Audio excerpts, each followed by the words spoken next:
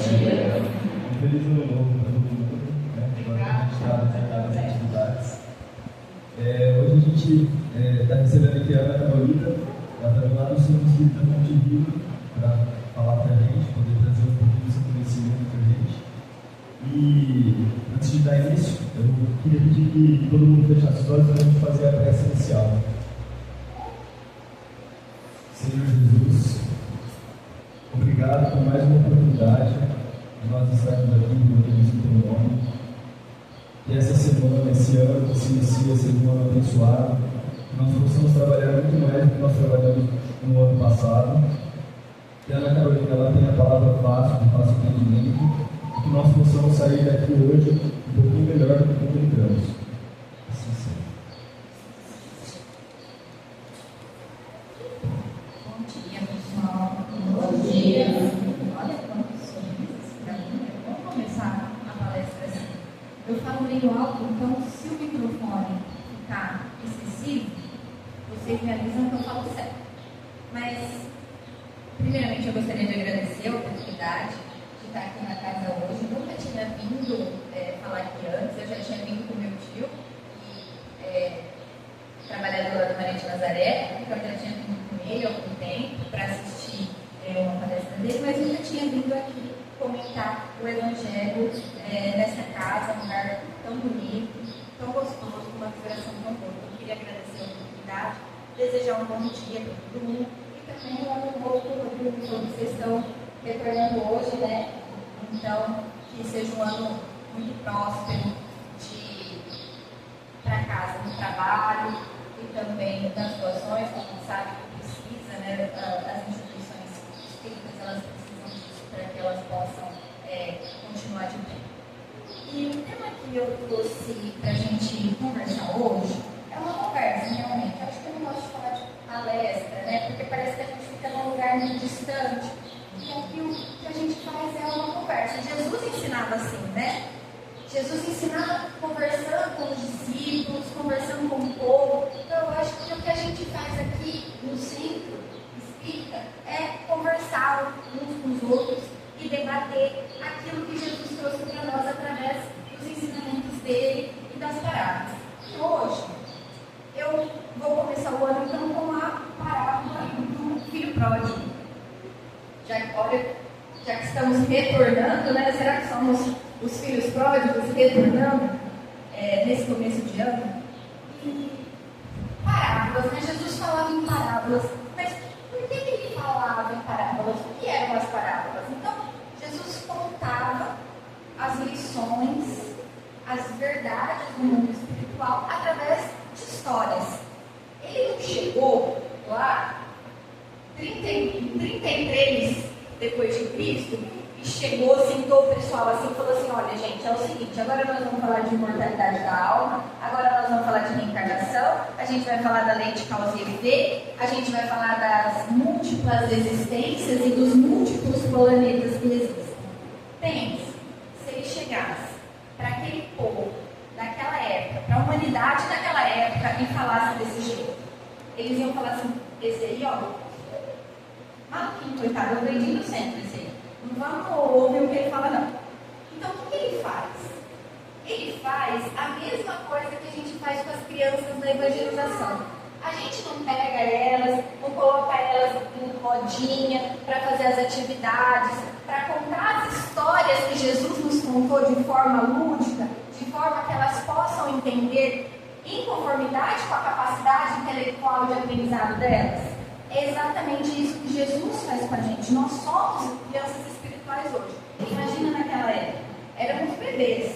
Então, como é que ele vai passar para nós a reencarnação? Como é que ele vai passar para nós todos os ensinamentos de amor, de caridade, das múltiplas existências, da imortalidade da alma, as lições morais que ele precisava ensinar para aquele povo daquela época que tinham ensinamentos muito rígidos. Se vocês assistiram o The Chosen, isso fica muito mais fácil para a gente entender o contexto da história que Jesus vivia naquela época das leis. As mulheres, quando estavam no período menstrual, não podiam ser tocadas, porque os homens precisavam se purificar no mar, os sacerdotes tinham umas regras muito rígidas. como a gente conhece hoje, isso podia ser uma violência para aquele povo. Então ele vem com amor, ele vem com calma, ele vem com tranquilidade.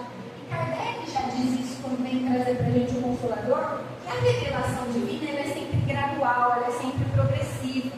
Por isso que nós temos, muitos anos depois, 1787, se eu não me engano, a doutrina espírita, que vem como o Consolador prometido para trazer o detalhamento daquilo que Jesus veio falar para nós em parábolas. E o que seriam então essas parábolas, gente? É a semente do bom semeador que ele colocou em cada um de nós, para que com o tempo ela pudesse germinar e a gente conseguir entender todas as lições morais que Jesus vem trazer para nós. Então, entrando em si na parábola do filho pródigo, já que nós já entendemos o que é a parábola, então a parábola é uma história. Então eu vou contar para vocês a história que Jesus contou sobre o filho pródigo. Era um senhor que tinha posses, dinheiro, e ele tinha 2 filhos. 2 filhos que receberam a mesma educação, que receberam os mesmos cuidados, que tinham as mesmas oportunidades. Ele criou aqueles filhos iguais. O filho mais novo, em um determinado momento, chega para ele e fala assim: pai, me dá aquilo que me cabe na herança, porque eu quero ir embora, eu quero ser livre, eu quero viver a minha vida do jeito que eu entendo. Eu não estou gostando de estar aqui, eu quero viver a minha vida do jeito que eu entendo morrer. Me dá o que o Senhor me daria na herança e eu vou viver a minha vida. O pai, muito amoroso, mas também muito consciente, respeita o seu livre-arbítrio do filho. E ele fala assim: está aqui a sua parte, pode ir. O que esse filho faz? Ele vai, o outro filho fica junto do pai, continua cumprindo seus deveres ali na propriedade, continua cuidando do pai, e o outro filho mais novo, ele vai viver a vida do mundo como ele entende que ele deveria viver. Mas, gente, sabe como ele entende que ele deveria viver? Ele vai se envolvendo nas atividades mundanas que a gente chama. Ele se envolve com sexo descomprometido, ele se envolve com os prazeres da carne, ele se envolve com todos os vícios possíveis. E o tempo vai passando. E a gente sabe que o dinheiro ele é um recurso que acaba. Ele é um recurso finito. Chegou uma hora que o filho olha em volta e ele vê que ele não tinha mais dinheiro. E aí? Não tenho mais dinheiro, como é que eu vou viver? Ele vai, então, até uma propriedade de um senhor e pede trabalho. Nessa propriedade ele vai fazer o quê? Gente, ele vai cuidar dos porcos. Lembra que a gente falou que Jesus vivia numa sociedade, ali daquela época, que era muito rígida? Pensa o que era para esse filho de uma família que tinha posses, que saiu, que viveu a vida como ele quis, que gastou tudo, gastou toda a herança. Ele vai cuidar dos porcos. Quando Jesus fala que ele vai cuidar dos porcos, ele está querendo mostrar o fundo do poço, tanto material quanto emocional, que aquele filho chega. E aí, uma época de muita fome chega nesse lugar onde ele está. E aí ele pede ao Senhor, ao empregador que dá o trabalho, ele fala assim: me dá de comer, mesmo que seja a mesma coisa que o Senhor dá aos porcos que eu cuido. Mas me dá de comer. E até o pão para ele foi negar. Então ele para, ele se vê naquela situação assim completamente difícil, ele fala: poxa, na casa do meu pai até os empregados eram bem tratados. Nunca faltou pão para os empregados. Acho que está na hora de eu voltar. Mas eu sei que eu pequei contra meu pai. Então eu vou pedir para que ele me receba não como filho, mas como empregado, para que pelo menos eu tenha um trabalho, para que pelo menos eu tenha o que comer. E naquela época ele volta. Quando ele vai voltando, assim, ainda tem um longo caminho até ele chegar, ele avista o pai de longe e o pai avista ele. Gente, o que o pai faz na hora que avista o filho ao longe? O pai espera ele chegar até ele? Não. O pai se enche de uma alegria e sai correndo por aquele caminho que ainda tinha para chegar até o filho e abraça o filho e fala: meu filho, você voltou. Meu filho, que alegria, vamos comemorar que você voltou. Chama os empregados e fala, traz a túnica para ele vestir, traz sapatos para ele calçar. Que nós vamos fazer uma festa. Mata o novilho, ele mais gordinho. Avisa os empregados que hoje é dia de festa. E assim, o filho é recebido pelo pai com aquele amor, com aquele entusiasmo, com aquela alegria, com aquela comemoração. E começa a festa. O filho mais velho estava trabalhando no campo. E ele volta, encontra toda aquela festa, comida, vinho, né? Que era muito comum naquela época. E ele pergunta para o empregado, mas o que está acontecendo aqui? Eu estava trabalhando, o que aconteceu? O empregado fala para ele, o seu irmão voltou e seu pai resolveu fazer uma festança para comemorar que ele tenha retornado para o nosso convívio. O irmão, naquela hora, ele fala assim, o quê? Eu fiquei aqui, cumpri meus deveres, estava aqui trabalhando, estava aqui cuidando do meu pai. Vou conversar com meu pai. Isso que ele chama o pai dele e fala assim, opa, meu irmão foi embora. Meu irmão abandonou o senhor, abandonou as nossas obrigações aqui, perdeu tudo que ele tinha. Ele volta e o senhor recebe ele com festa. O senhor nunca me deu nem um cabrito para eu matar e fazer uma festa com os meus amigos, e agora o senhor não manda matar um novinho para receber ele. E aí o pai, do mesmo jeito que ele acolheu o filho que foi embora, ele acolhe esse filho e fala o seguinte, meu filho, tudo que eu tenho é seu, você ficou, mas o seu irmão estava morto e reviveu, o seu irmão estava perdido e foi encontrado. É tempo de comemoração. E assim, Jesus encerra a parábola. Ele conta a parábola para os discípulos, mas ele não fala assim, ó, estava certo o filho que ficou, estava errado o filho que foi embora. Ou então, estava errado o filho que ficou, estava certo o filho que foi embora. Ele não faz juízo de valor sobre quem estava certo e estava errado. E a gente, diante dessa parábola, a gente para analisar, então, o que Jesus quis nos ensinar com essa parábola.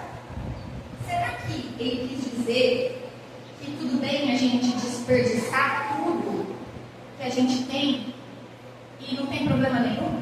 Não tem nenhuma consequência? Será que foi isso que ele quis dizer? Eu acho que não. Quando eu estava assistindo uma palestra no YouTube da Maísa, ela trouxe essa interpretação que eu achei brilhante. Ela traz para nós a ideia de que todos nós somos os filhos pródigos quando retornamos à pátria espiritual. Quando o desencarne, que a gente retorna para a pátria espiritual, os espíritos benfeitores nos acolhem, nos dão novas chances de recomeçar, mesmo tendo errado na nossa existência, não somos nós os filhos pródigos. Então, se a gente for analisar a conduta desse filho mais jovem, o que ele faz? Ele pede para o pai adiantar uma herança. Nem existia, né, gente? Porque o pai era vivo. Mas ele fala assim, pai, então me adianta essa herança. E ele vai embora. Ele gasta tudo. Tudo que ele tinha, tudo que ele recebeu, ele se distrai com a vida. E ele gasta. Ele desperdiça. Ele não dá valor. Até que chega no momento da dor, no momento do sofrimento, no momento do esquecimento, e ele fala, pai, eu caí. Vou retornar à casa do meu pai. Mas, gente, olha que bênção também. Vamos ver as bênçãos. Ele tem a casa do pai para retornar. Ou seja, por mais que ele tenha errado, por mais que ele tenha realizado todos os erros possíveis, ele sabe que ele encontra acolhimento nos braços do pai. Isso não significa que as atitudes dele não vão ter consequências, porque a gente tem a causa e efeito. Tudo aquilo que ele desperdiçou, ele vai sentir o valor daquilo para conquistar tudo de volta. Mas o pai o acolhe. E se a gente for pensar nisso, planos que a gente não faz para nós, no nosso plano reencarnatório, no plano espiritual, livre. Quando nós estamos livres da matéria, quando nós estamos no plano espiritual, sem esse véu que cai nos nossos olhos quando a gente reencarna, nós prometemos mundos e fundos. Porque eu vou fazer isso, porque eu vou reparar os meus débitos, porque eu vou fazer aquilo, vou fazer aquilo outro. E muitas vezes, quando a gente chega aqui, a gente pensa e fala assim, nossa, é mais difícil que eu imaginava. A gente não tem o mesmo desprendimento que a gente tem lá no plano espiritual para fazer os nossos compromissos. E acho interessante a gente trazer uma história contada pelo André Luiz no livro Os Mensageiros. No capítulo 7, ele vai trazer a história do Otávio. Os Mensageiros é um livro muito interessante. Ele conta a história de alguns médiuns que têm a tarefa de vir encarnados para trabalhar na mediunidade e de alguma forma eles acabam falindo na tarefa. E aí o André Luiz com a equipe do MC, no plano espiritual, eles vêm para que eles possam entender essa tarefa, para que eles possam entender e acompanhar esses missionários. E aí, como é que é a história do Otávio, para a gente entender? O Otávio estava no nosso lar e ele, prestem atenção, gente, por 30 anos ele se prepara no nosso lar para receber uma reencarnação como uma tarefa mediúnica. Então ele deveria reencarnar para trabalhar na comunicação dos espíritos, como indo nas sessões mediúnicas, trabalhando no centro espírita. E para isso, qual é o planejamento reencarnatório dele? Ele vai nascer numa família que tem afinidade com a doutrina espírita. A mãe dele era espírita desde moça. O pai já era mais materialista, mas ele tem a mãe que tem esse entendimento, tem parentes que têm esse entendimento da espiritualidade, e ele tem um compromisso de que aos 20 anos ele vai receber sobre a sua tutela para cuidar de 6 jovens em estado de orfandade. Então ele vai receber 6 órfãos para cuidar. Quem eram esses 6 órfãos? 6 espíritos que ele tinha débitos de outra vida passada. E ao mesmo tempo ele não vai casar. Por que ele não vai casar? Para que ele possa se dedicar mais ao trabalho da mediunidade. Então esse é o planejamento reencarnatório dele. E aí o que acontece? Ele retorna à vida corporal, é criado ali pela mãe, pelo pai, numa família com conhecimento da doutrina espírita. Só que aos 13 anos, a mãe dele falece. Ele fica somente aos cuidados do pai. Esse pai casa de novo aos 15 anos do Otávio. Ele casa com uma mulher que já tinha 3 filhos pequenos, filhos menores. Então, na casa dele moravam ele, os irmãos, os outros 3 irmãos, e passou a morar a madrasta e outros 3 irmãos pequenos. O que o André Luiz no livro dá a entender para nós? Que quando o pai casa novamente, o Otávio fica um pouco revoltado, se acha muito superior à madrasta, acha que o pai não deveria ter casado com ela, e fica ali revoltado, remoendo a situação. E os parentes dele, ele começa a desenvolver a mediunidade, começa a ter os primeiros arroubos da comunicação com os espíritos, começa a ver os espíritos de uma forma mais ostensiva, mais clara. E os parentes, percebendo aquilo, pegam e levam ele para trabalhar num centro espírita, nas reuniões. E o que ele faz? Ele começa a achar que aquilo que ele está vendo são alucinações.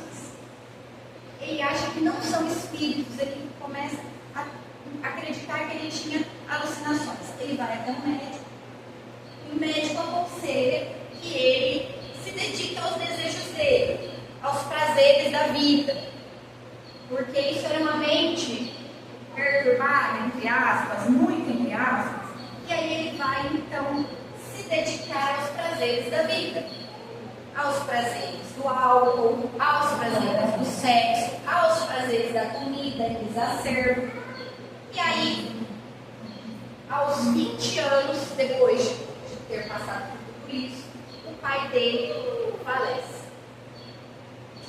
A madrasta entra em desespero, porque naquela época, a gente está falando de 1945, que inicia a coleção da André Luiz, 45, 50, as mulheres dependiam totalmente do marido para cuidar da família, para cuidar dos filhos. E ela pede: Otávio, pelo amor de Deus, me ajuda a criar os teus irmãos e os teus meio-irmãos, né, que são os filhos dela. Quem seriam esses 6 espíritos? Aos 20 anos de idade de Otávio, se não aqueles que aceitaram reencarnar com ele para que ele pudesse pagar os débitos antigos, são os credores de outra encarnação. Ele fala o quê? Mesmo com as súplicas da madrasta, ele fala: não, isso não é para mim. Se vira. Aí ele deixa os 6 espíritos, os 6 irmãos, na verdade, e a madrasta a própria sorte. E ele vai seguir os caminhos dele. Ele está naquela vida, conhece uma moça que no livro narra que é de uma vibração espiritual bem inferior a dele. Ela atrai para si um espírito que era ligado a ela de outras vidas, que não tinha afinidade com Otávio, mas tinha afinidade com ela. Recebe esse espírito difícil como filho, e assim ele tem uma encarnação totalmente difícil, com dificuldade material, com dificuldade de convivência dentro de casa, porque a esposa e o filho fazem da vida dele uma dificuldade atrás de dificuldade. E aos 40 anos ele desencarna, corroído pela sífilis e pelo abuso do álcool. E ele chega nesse estado no plano espiritual. Assim como o pai recebe o filho pródigo de braços abertos, os espíritos benfeitores de nosso lar, que haviam ajudado a planejar a reencarnação dele, não o julgam, não falam: o que você fez da sua vida? O que você aprontou, tá? Não foi isso que a gente combinou aqui, cara. Não foi isso que a gente planejou. E os 6 espíritos, o que nós vamos fazer com eles lá? Quem vai ajudar? Não. Ele é recebido pela irmã Iracema, não sei se é Iracema mesmo agora o nome dela, e ele chora ao perceber a oportunidade perdida. E ela fala: calma, minha irmã. É sempre tempo de recomeçar. O Pai sempre dá outra oportunidade. O que é a história de Otávio, se não a história do filho pródigo sobre outra ótica? Sobre a ótica de nós mesmos aqui, quando estamos no plano terreno, quando nos esquecemos muitas vezes dos compromissos firmados no plano espiritual, muitas vezes jogamos fora a oportunidade. Quem aqui, gente, eu falo isso por mim, eu falo isso por experiência própria. A gente acorda, vai trabalhar, aí a gente almoça porque a gente tem que almoçar, aí a gente volta para trabalhar, e a gente sai do trabalho. Quem é mãe, vai cuidar do filho em casa, vai cuidar da casa. Quem só tem casa para cuidar, vai no mercado, vai fazer isso, vai fazer aquilo outro. Na hora que você vê, é 10 horas da noite, você não parou, você vai falar assim: ai, eu preciso descansar um pouco, estou cansada. Aí no outro dia, é a mesma coisa. A gente acorda, toma café, vai trabalhar. Almoça porque tem que almoçar. Volta, trabalha. Sai do serviço, vai fazer outro serviço de casa. Gente, a gente vive hoje, principalmente, tão no automático, que muitas vezes a gente esquece que essa vida é temporária, que essa vida é uma passagem. E a gente vai deixando as coisas do espírito, a nossa vibração, o nosso contato com a espiritualidade para depois, para amanhã. Às vezes a gente deita e a gente começa: Pai nosso, e dorme. Quem nunca aconteceu isso aqui? Eu acho que com todo mundo já aconteceu isso, porque a gente está imerso no plano da carne, a gente está sobre a vibração que a gente tem que estar aqui. Então, a gente acaba se afastando um pouco da espiritualidade. E acho que talvez esse tema seria interessante no dia de hoje, no começo do ano, para que a gente já comece o ano com meta de nos atentar mais para a vida espiritual, de nos atentar mais para a nossa reforma íntima, de nos atentar mais para o nosso interior. e tentar sair um pouco desse automático que é a nossa vida de correria, que é a nossa vida de cumprir dever, e que a gente lembre que nós podemos estar sendo filho pródigo. E nós precisamos nos alinhar com os compromissos que a gente fez. A gente precisa orar e pedir para que Jesus, para que a espiritualidade nos intua no melhor caminho para que a gente cumpra aquilo que a gente prometeu na outra encarnação, no nosso planejamento encarnatório. Mas essa história, Jesus não quis falar só do filho pródigo, do filho que voltou. Por quê? Se a gente for parar para pensar, qual que é a conduta do filho mais velho? O filho mais velho olha para o Rodrigo e fala assim: Rodrigo, meu irmão, graças a Deus que você voltou, estou tão feliz com a sua volta. Gabriel, você foi embora. Agora, vamos aproveitar, vou comemorar com você, vou fazer a festa com você. Vamos tomar um vinho, eu e você? É isso que ele faz? Não. O que ele faz? Pai, ele foi embora, você está dando tudo para ele. E eu? E eu que fiquei aqui?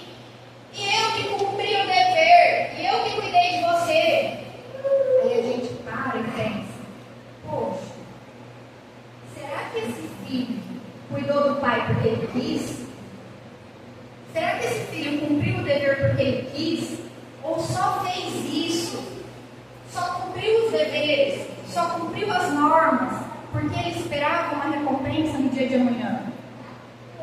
Será que não é isso também que a gente faz? Será que a gente não vem ao centro? Será que a gente não paga nossas contas certinho? Será que a gente não faz isso, não faz aquilo, não faz aquilo outro? Só para o outro falar assim: ó lá, olha como o Gabriel é bom. Gabriel é bom, Gabriel cuida do pai, Gabriel faz certinho o trabalho dele. Será que não